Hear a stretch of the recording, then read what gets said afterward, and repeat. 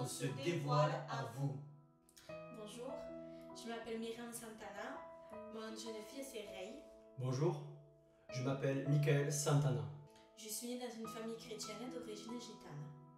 Fils et petit-fils de pasteur, je suis tombé dedans dès ma naissance.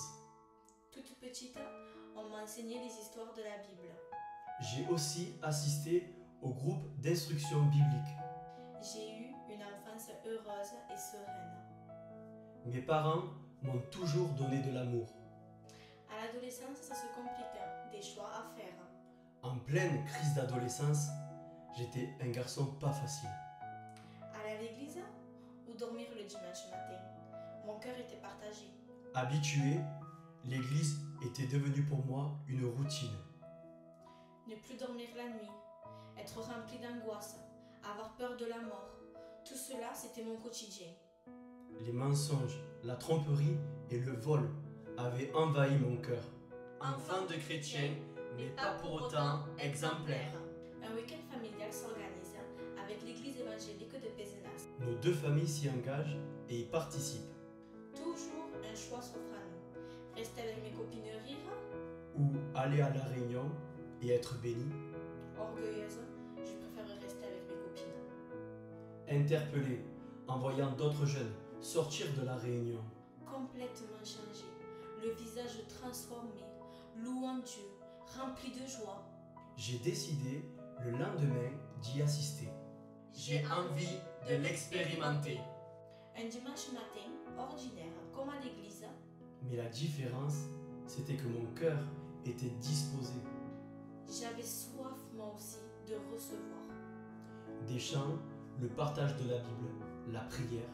C'est à l'âge de 16 ans que j'ai répondu à l'appel.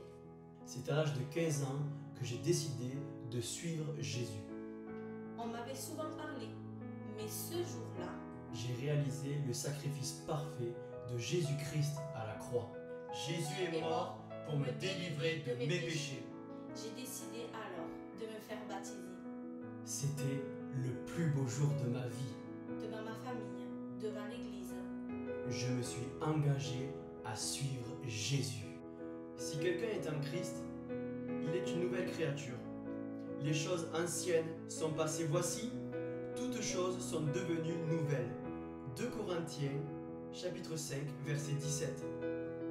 J'étais jeune et je voulais fonder une famille. Nous étions deux cultures différentes.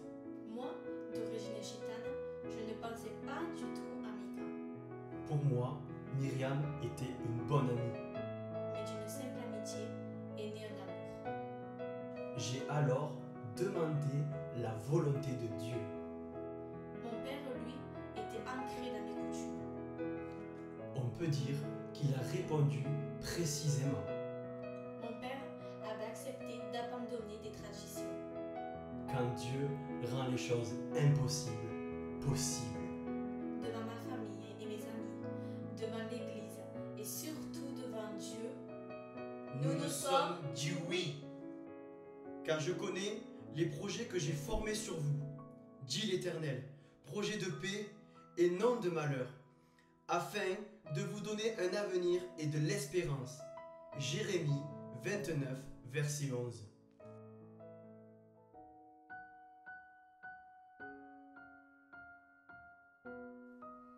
un an après notre mariage, au départ de nos premières vacances d'été, sur la route, nous avons eu un grave accident de voiture. Un choc pour moi. Je n'en dormais plus des nuits, j'étais anéantie. Sous antidépresseurs, je suis devenue une loque. Des images, des sons dans ma tête. Nos familles étaient présentes. Mika m'a toujours soutenue. Mais personne, non personne ne pouvait enlever cette souffrance que j'avais en moi. Une seule solution pour moi, c'est Jésus. J'ai réclamé la prière de mes frères et sœurs, de toute l'Église. Dans ma détresse, mon Dieu puissant m'a secouru. J'ai été instantanément consolée et délivrée de ce fardeau. Merci Jésus. Dans ma détresse, j'ai invoqué l'Éternel. J'ai crié à mon Dieu. De son palais, il a entendu ma voix, et mon cri est parvenu devant lui à ses oreilles. Psaume 18, verset 6. J'étais alors un jeune enfant, j'avais 7 ans. En vacances avec ma famille, soudainement des engourdissements dans mes jambes. Alors que mon père était obligé de me porter sur ses épaules, je n'arrivais plus à marcher. Je ne me tenais plus debout. Après la biopsie, le verdict tombe. Un début de myopathie, une maladie incurable. Je ne pourrai plus jamais utiliser mes jambes. Après plus d'une semaine dans ma chambre ou sur mon fauteuil roulant à l'hôpital, ma famille et l'église ont sans cesse prié pour moi. C'est alors que Jésus a posé sa main. Le corps médical était bouleversé. Le miracle du ciel s'est opéré. J'ai retrouvé l'usage de mes jambes.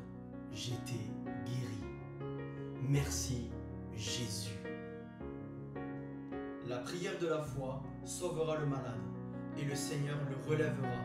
Et s'il a commis des péchés, il lui sera pardonné. Jacques 5, verset 15. Jésus a changé et transformé nos vies. Et toi, veux-tu en faire l'expérience dans ta vie? Nous avons décidé de le suivre. Et toi, que vas-tu choisir de faire? Notre rencontre, notre mariage, Dieu l'a béni. Vas-tu demander à Jésus d'intervenir dans ton couple? Dans l'épreuve, la maladie, la détresse, Christ est toujours venu me secourir. Oseras-tu demander le secours à l'Éternel, notre Dieu? Si mon peuple, celui qui porte mon nom, s'humilie, prie et me cherche, et s'il renonce à ses mauvaises voies, je l'écouterai du haut du ciel. Je lui pardonnerai son péché, je guérirai son pays. 2 Chroniques 7, verset 14.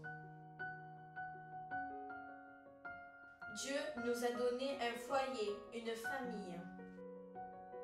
Il est écrit dans la Bible, dans Josué chapitre 24 et verset 15, et nous voulons le proclamer. Moi et ma maison, nous servirons l'Éternel.